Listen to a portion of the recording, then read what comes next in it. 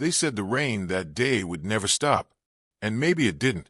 Because when the richest tech founder in Silicon Valley learned what happened that night, everything changed. The sound of the alarm clock sliced through the stillness of the tiny one-bedroom apartment.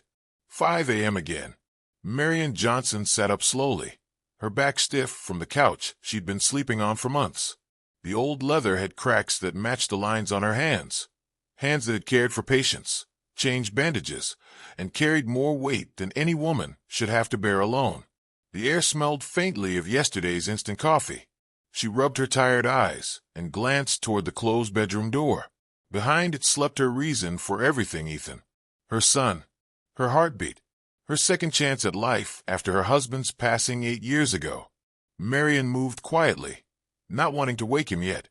She tied her nurse's cap with practiced ease, checked the hem of her faded scrubs, and sighed at the frayed seams of her shoes. They'd been patched 3 times already. The hospital offered overtime again this week, and she'd said yes, not because she wanted to, but because she had to. Ethan's school needed a new laptop policy. His old one couldn't handle the coding software he'd been begging to use. So she'd made a deal with herself. Fewer lunches, fewer taxi rides, more hours. Whatever it took. By the time she reached the kitchen, her stomach was already growling. She poured a little milk over the last handful of cereal flakes, then stopped halfway. She glanced toward Ethan's door again. Instead, she set the bowl aside and prepared a full plate for him. A scrambled egg, toast, and that cereal. He's growing, she whispered to herself. He needs it more than I do. At 6:30, Ethan stumbled out of his room, his hair messy, still rubbing sleep from his eyes. "Mom, you're up early again," he said with a sleepy grin. "Early bird gets the paycheck," she teased softly, sliding his plate in front of him. "Eat up before it gets cold." He looked at the food, then back at her. "You're not eating." "I already did," she lied with a practiced smile. "Had something before my shift." He didn't press further. He never did. At 17, Ethan had learned what pride looked like, especially in his mother's eyes. As he ate, she sat across from him, her eyes full of love and quiet concern. She noticed how tall he'd gotten, how his voice had deepened, how his fingers never stopped moving, always tapping, always coding, always dreaming. "Mom," he began between bites, "I've been reading about this new place, Silicon Valley. That's where the real tech guys are. The innovators, the ones changing the world. I'm going to go there one day. Build something that matters." She smiled, though her heart ached with both fear and pride. "I believe you will, baby. You've always had something special in you." He grinned, looking out the window at the worn-down neighborhood, cracked sidewalks, mailboxes leaning, the distant hum of buses. "I just don't want to stay here forever. I want more." Her hands paused over her coffee cup. "There's nothing wrong with wanting more, Ethan. Just make sure when you get it, you still remember where you came from." He nodded absently, not realizing how prophetic those words would become. That evening, Marion returned from her shift past midnight. The rain had started again, soft at first, then pounding. She hurried under her umbrella, her uniform soaked from the long walk home. When she opened the door, she saw Ethan asleep at the kitchen table, a dim desk lamp glowing beside him. His laptop, the one she'd sold her car to buy, displayed lines of green code. On a napkin beside him were scribbles. "Dream big, Mom deserves better." Her heart broke and healed all at once. She brushed a hand over his curls, whispering, "You already make me proud." 2 years later, the day finally came. Ethan stood by the same door, his suitcase packed, his bus ticket to California in his hand. He was nervous but excited, ready to chase his dream. Marion adjusted his collar and forced a smile. "Call me every day," she said, trying to sound brave. "Don't skip meals. And keep your faith strong." He nodded. "I will, Mom. I promise." Outside, thunder rolled, and the rain started to pour again, as if the sky itself couldn't hold back its tears. Marion followed him to the doorstep. He turned, hugged her tightly, and whispered, "I'll make you proud, Mom. One day, you'll never have to work again." She held him a moment longer than he expected, inhaling the scent of rain and memory. Then, as he walked away into the storm, suitcase dragging through puddles, she stood under the doorway, watching until he disappeared down the street. The rain dripped from her hair, and her lips trembled as she whispered to the wind, "Don't forget where you came from, Ethan." The door creaked shut behind her, and the sound of the rain filled the silence that followed. Palo Alto, California, 5 years later. The California sun broke through the blinds of a cramped garage that smelled faintly of coffee, wires, and worn-out dreams.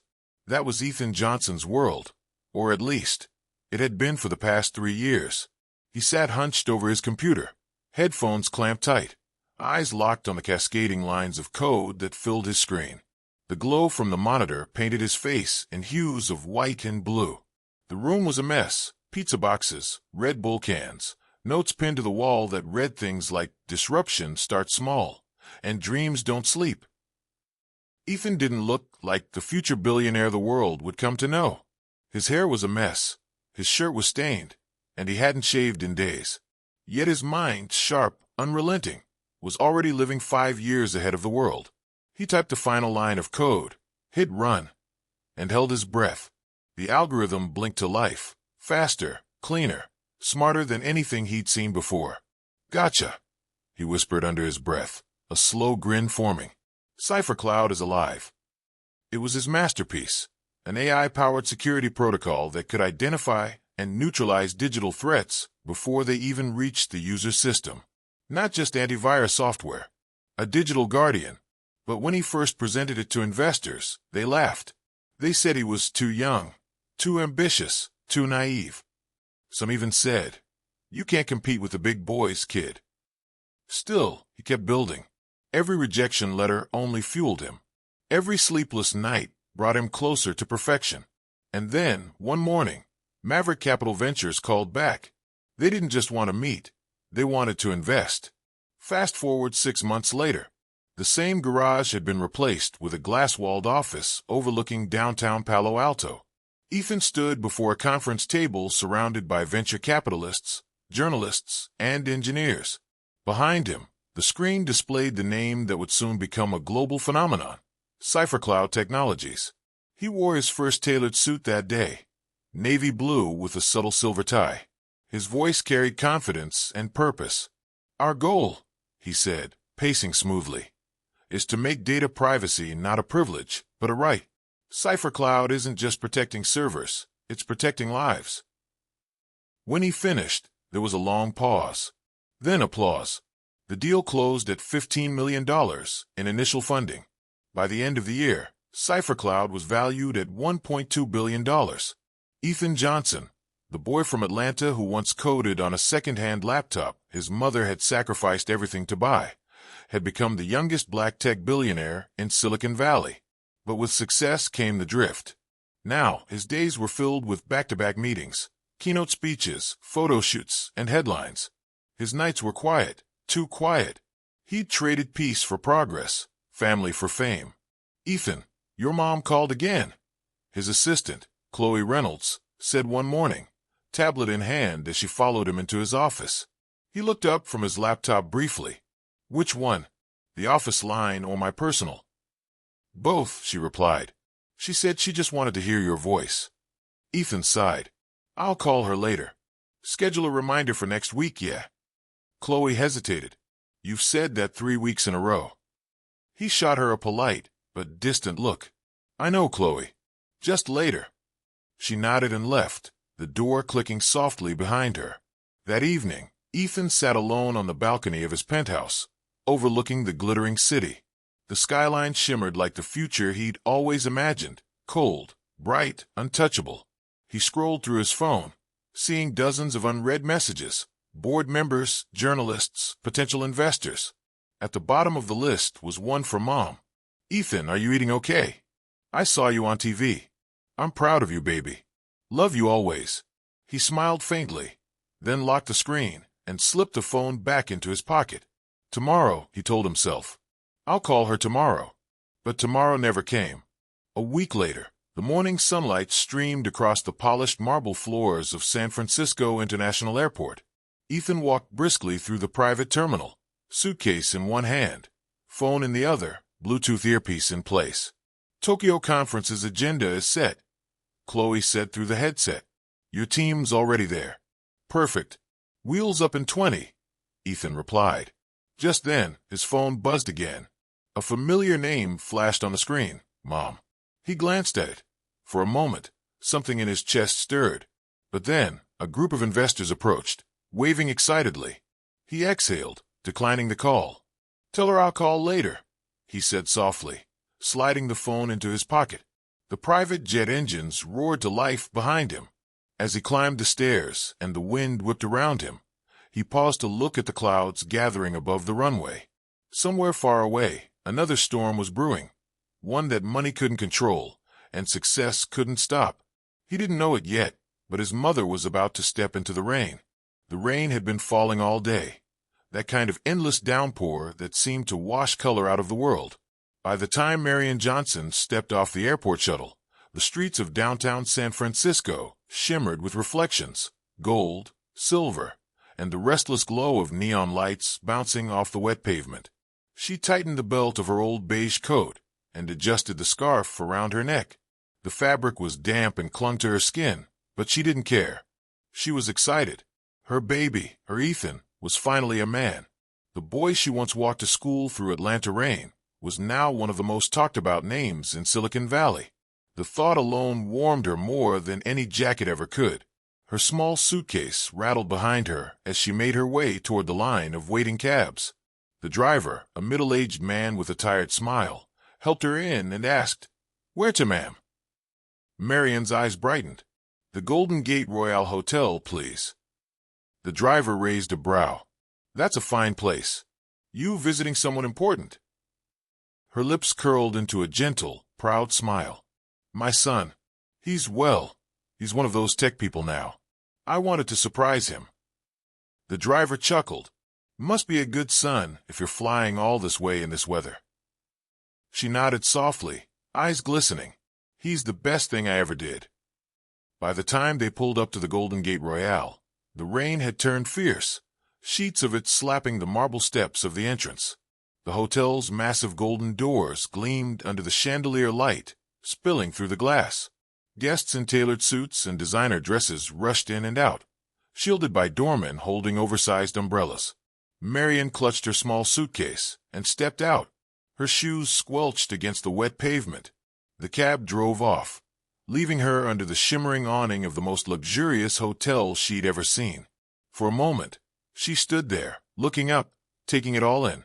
"This must be the kind of place my Ethan stays in," she whispered to herself, smiling. Inside, the lobby was breathtaking, marble floors so polished she could see her reflection, walls lined with gold accents, and a piano playing soft jazz in the corner. She approached the front desk. The young receptionist behind the counter, Amanda Whitmore, barely looked up. She had immaculate blonde hair, sharp eyeliner, and an expression that screamed condescension. "Good evening," Marion began, her voice polite but trembling slightly. "I'd like to book a room for the night, please." Amanda glanced up, eyes flicking over Marion's worn coat, frizzy hair, and the small, battered suitcase that looked out of place among the sleek Louis Vuitton luggage surrounding her. "Ma'am," she said slowly, forcing a smile, "are you sure you're in the right place?" Marion blinked, confused. I beg your pardon." "This is the Golden Gate Royale," Amanda said, emphasizing the last word as if it held some sacred weight. "Our rooms start at $1,200 a night."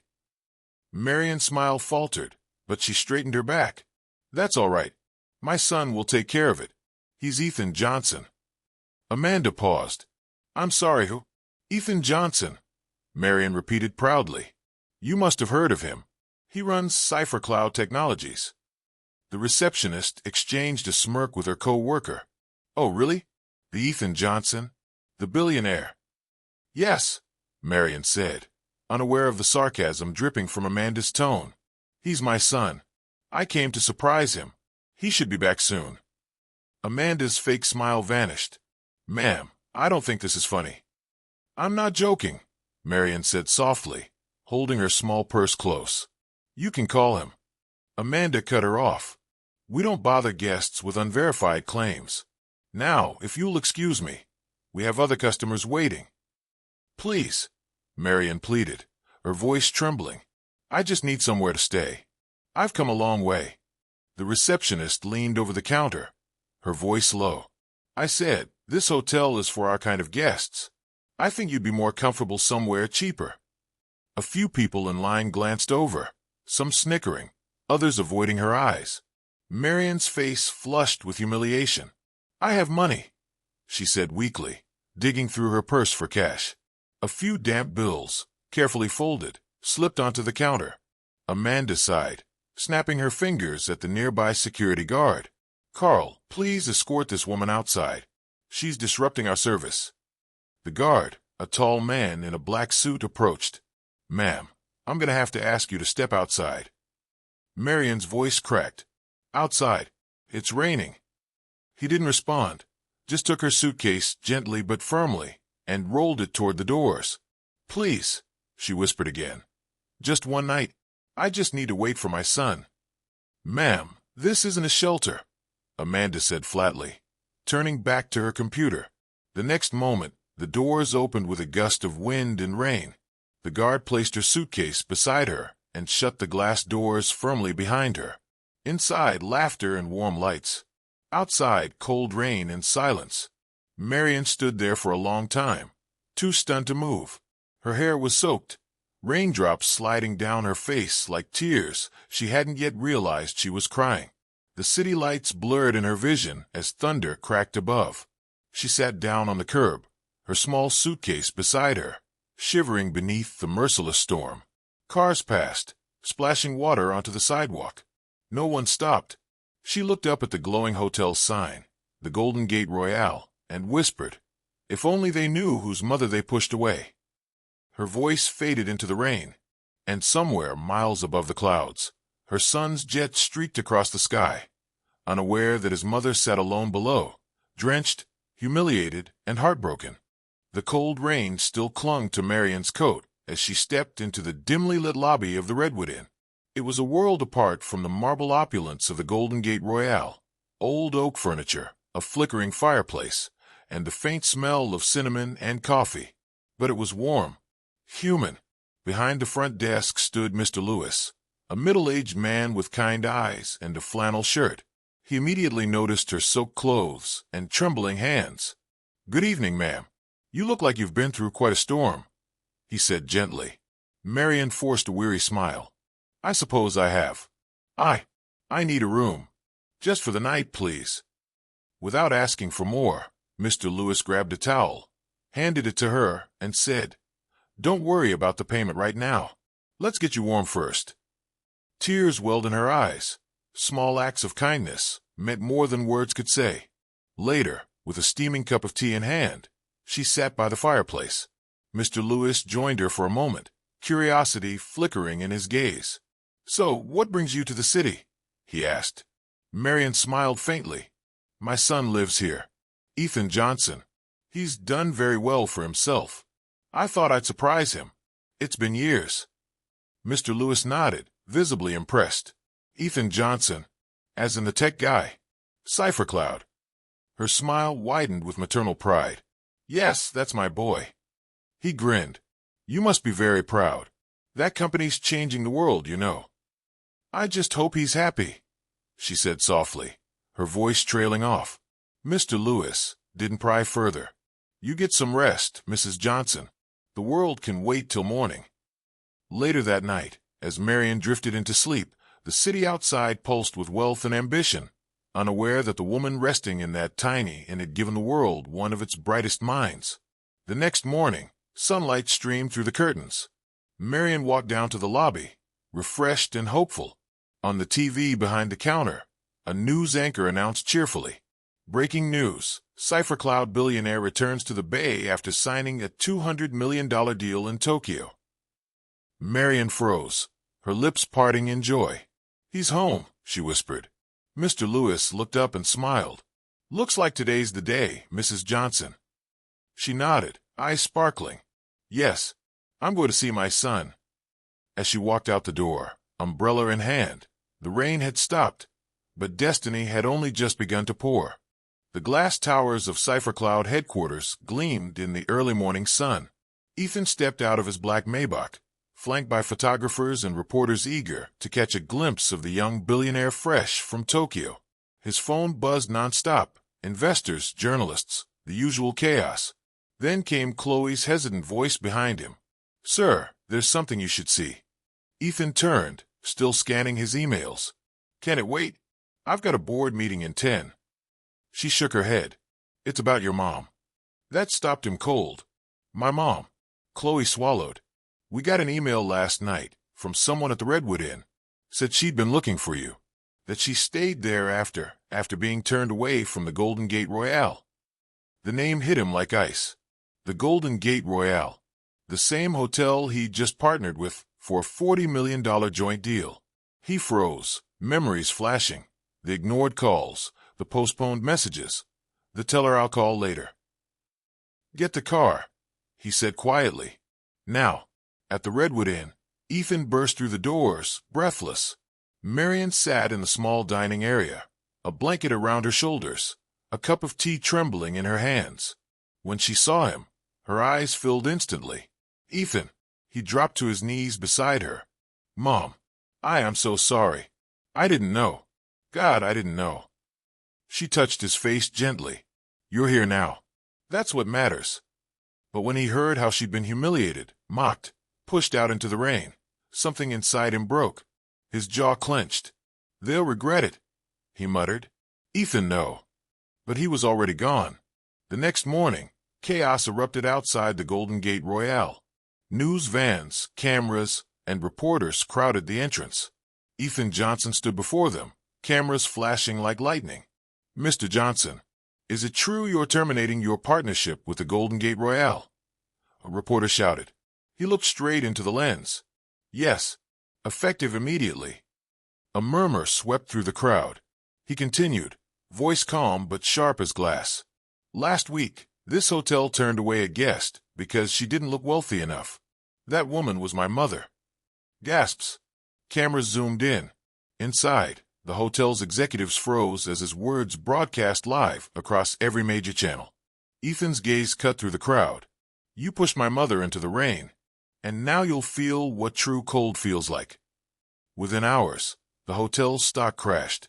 Review sites flooded with outrage. By sunset, the once prestigious Golden Gate Royale was in ruins, investors fleeing, staff resigning, its legacy shattered. That evening, back at the Redwood Inn, Ethan sat beside Marion, eyes red from tears. "I just wanted them to understand what they did," he said softly, "to see her the way I do." Marion smiled faintly, brushing a hand across his cheek. "I didn't raise you to destroy, son," she whispered. "I raised you to remember.